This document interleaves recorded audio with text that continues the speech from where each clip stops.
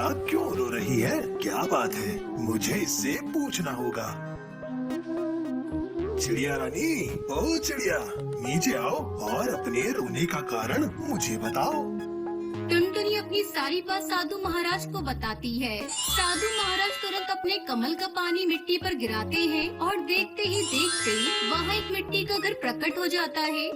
ये लो चिड़िया रानी, तुम्हारे और तुम्हारे बच्चों के लिए ये मजबूत मिट्टी का घर। इसे कोई भी पक्षी कोई नुकसान नहीं पहुंचा सकता। ये जादुई मिट्टी का घर है। तुम अपने बच्चों के साथ इस घर में बिना डर के रह सकती हो। आपका बहुत बहुत शुक्रिया बाबा जी। मैं आपका ये एहसान कभी नहीं चुका पाऊंगी। आपने मेरी इतनी बड़ी मुसीबत को दूर कर दिया। फिर बाबा बाज अपनी शक्ति से उस मिट्टी के घर को उसके पेड़ पर भेज देता है। अगली रात दुष्पास शिकार की तलाश में टुनटुनी के घर के पास आता है। वो टुनटुनी के घर को तोड़ने की कोशिश करता है, तभी उसे जोरदार करंट का झटका लगता है। वो डरकर तुरंत वहाँ से भाग जाता है। उस दिन के बाद से टुनटुनी चिड़िया उस मिट्टी के घर में खुशी खुशी अपने बच्चों के साथ रहने लगी। कई दिनों से जंगल में लगातार बारिश हो रही थी।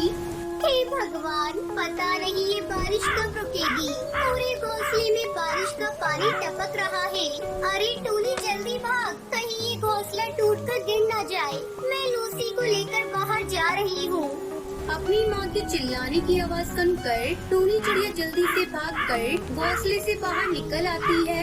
अचानक तेज आवाज के साथ टुनटुनी का घोंसला टूटकर पेड़ से नीचे गिर जाता है।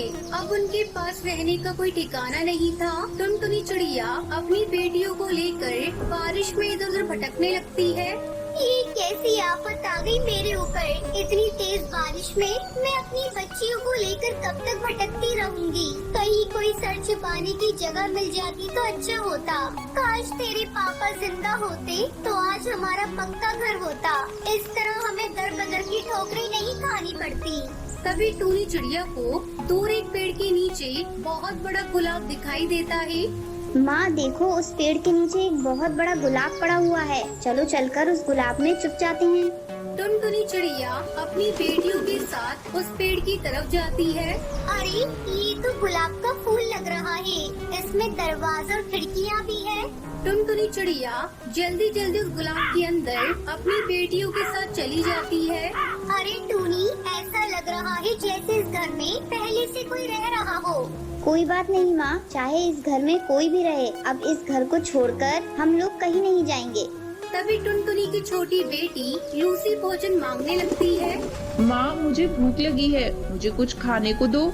लूसी तू पागल हो गई है क्या? इस बारिश में माँ भोजन लेने कहाँ जाएंगी? चुपचाप सोने की कोशिश कर। टूनी दीदी मुझे नींद आ रही है, भूख से पेट में दर्द हो रहा है। माँ मुझे भूख लगी है, कुछ दो खाने को।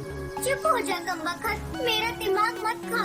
वैसे भी इस बारिश में जान बचाना मुश्किल हो रहा है और तुझे खाने की पड़ी है। टूनी, इसे थोड़ा पानी पिला दे और फिर तुम दोनों बहनें सो जाओ। टूनी चिड़िया अपनी बहन को पानी पिलाती है और फिर दोनों बहनें सो जाती हैं। चलो, मेरी दोनों बच्चियाँ तो सो गयी, लेकिन मैं नहीं सो सकती। मुझे रात भर जागकर इनकी रखवाली करनी होगी। इतनी बारिश में कहीं कोई रात भर टुनटुनी चिड़िया जागकर अपनी बेटियों की रखवाली करती है। सुबह होने पर टुनटुनी चिड़िया को उस गुलाब में रहने वाले कालू कौवे की आवाज सुनाई देती है। कौन है रे मेरे इस घर के अंदर? जल्दी दरवाजा खोल, मैं बाहर बारिश में भीग रहा हूँ। टुनटुनी चिड़िया दरवाजा खोलती है। ए चिड़िया, ये मेरा घर है, निकल मेरे घर से। नहीं निकलूंगी। जाओ, जो करना ही कर लो। जब मैं इस घर में आई तो ये घर खाली पड़ा था। मैं कल भोजन लेने गया था और तेज बारिश होने लगी, इसीलिए मैं नहीं आ पाया। चलो अब जल्दी निकलो यहाँ से। अंकल, हम लोगों को यहाँ से मत निकालिए। हम लोग कहाँ जाएंगे? बारिश में हमारा घोंसला टूट गया है। मूर्ख चिड़िया, तुझे एक बार में समझ नहीं आता? मैं बोल रहा हूँ ना, ये मेरा घर है और मैं यहाँ किसी को रहने नहीं दे सकता। कालू भैया, मैं आपसे विनती करती हूँ, मुझे और मेरी बेटियों को इस घर से बाहर मत निकालिए। जैसे ये बारिश रुकेगी, हम लोग यहाँ से चले जाएंगे। थोड़ी देर बाद बारिश रुक जाती है और टुनटुनी चिड़िया अपनी बेटियों को लेकर जाने लगती है। तभी कालू कौवा टुनटुनी चिड़िया से कहता है, तुम्हें कहीं जाने की जरूरत नहीं। तुम्हारा भाई इतना निर्दयी नहीं है जो तुम लोगों को इस घर से बाहर निकाल दे। अब से हम लोग साथ साथ रहेंगे। ये लो, मैं कुछ भोजन लेकर आया हूँ, खुद भी खा लो और बेटियों को भी खिला दो। कालू कौवा टुनटुनी चिड़िया को अपनी बहन बना लेता है और फिर सभी उस गुलाब के घर में खुशी खुशी रहने लग। चिड़िया दिखाई देती है। हाँ हाँ कहो बेटा, किससे मिलना है? अंकल जी, क्या आप कुछ देर के लिए मुझे अपने घोंसले में रुकने के लिए जगह दे सकते हैं? एक दुष्बाज मेरे पीछे पड़ा है। मेरे पिता ने एक बात से कुछ कर्ज ले रखा था। कर्ज चुकाए बिना ही मेरे पिता का देहांत हो गया है। जब से मेरे पिता की मौत हुई है, तब से वो बात मुझ पर शादी करने का दबाव बना रहा है। मैं उस दुष्ट से शादी नहीं करना चाहती हूँ। किसी तरह से अपनी जान बचाकर यहाँ पर आई हूँ। प्लीज मुझे उस बात की गंदी नजर से बचा लीजिए।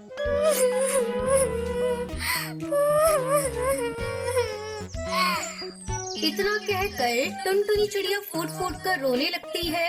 सुंदर चिड़िया की आंसू देखकर कड़कनाथ सेठ को उस पर तरस आ जाता है और वो उसको अपने घर में रुकने के लिए जगह दे देता है। अरे बेटी, रो नहीं तुम, इसे अपना ही घर समझो। जब तक तुम्हारे लिए किसी और जगह का इंतजाम नहीं हो जाता, तुम आराम से यहाँ रह सकती हो। अगले दिन अंकल जी, आज से दोनों वक्त का खाना और घर की साफ सफाई का सारा काम मैं किया करूँगी। अब आपने मुझे घर में रखा है तो मेरा भी तो कुछ फर्ज बनता है ना। मैं भी आपके काम में हाथ बटाऊं। देखते ही देखते चंद ही दिनों में टुनटुनी चिड़िया कड़कनाथ और उसके बेटे का दिल जीत लेती है। अरे जिस बहू की तलाश मैं इतने दिनों से कर रहा था, मुझे लगता है टुनटुनी के रूप में मुझे वो बहू मिल गई है। अगर तुम्हें पसंद हो तो मैं टुनटुनी से तेरी शादी की बात चलाऊं। हाँ पापा, टुनटुनी तो मुझे भी बहुत अच्छी लगती है। अगर वो शादी करके हमारे घर आ जाएगी तो हमारा घर तो सच में स्वर्ग जैसा सुंदर हो जाएगा। उसके बाद कालू कौवा और टुनटुनी की शादी की तैयारियां शुरू हो जाती है। कड़कनाथ सेठ अपने इकलौते बेटी की शादी के लिए महंगे से महंगे जेवर और 36 पकवान बनवाता है।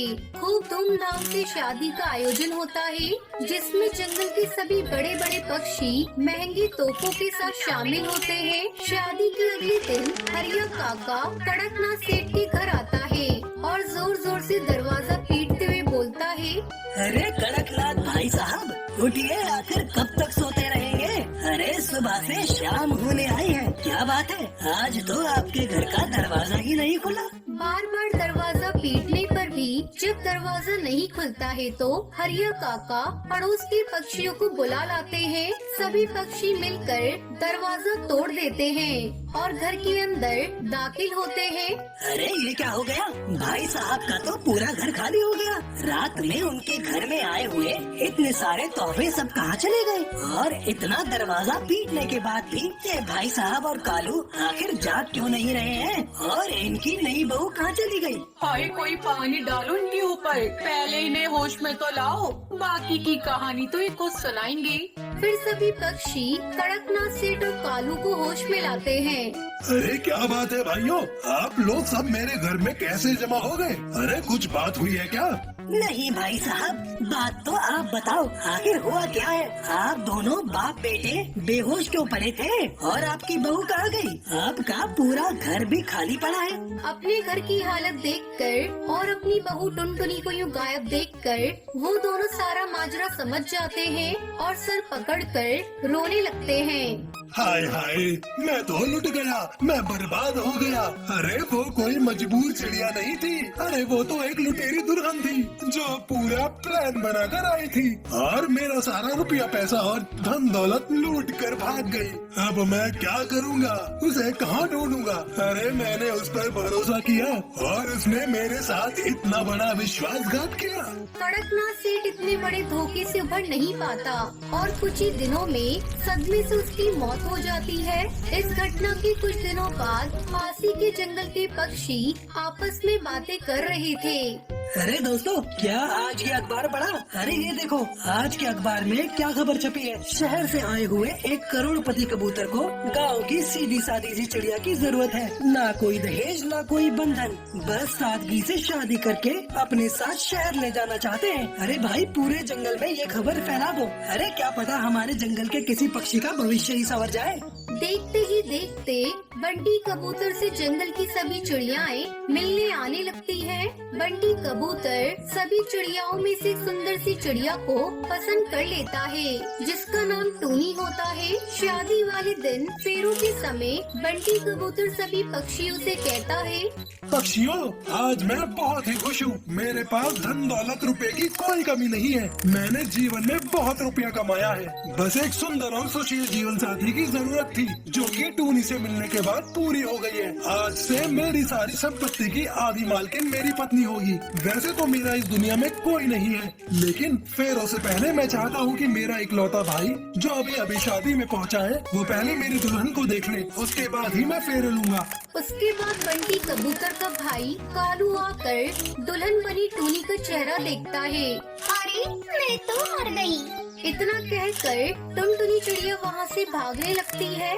अरे भाग क्या रही हो मेरी प्यारी दुल्हनिया, और कितने नाम बदलोगी? अब तुम खुद अपनी कहानी सुनाओगी या मैं सुनाऊं? उसके बाद बंटी कबूतर सभी पक्षियों को टुनटुनी के बारे में बताता है।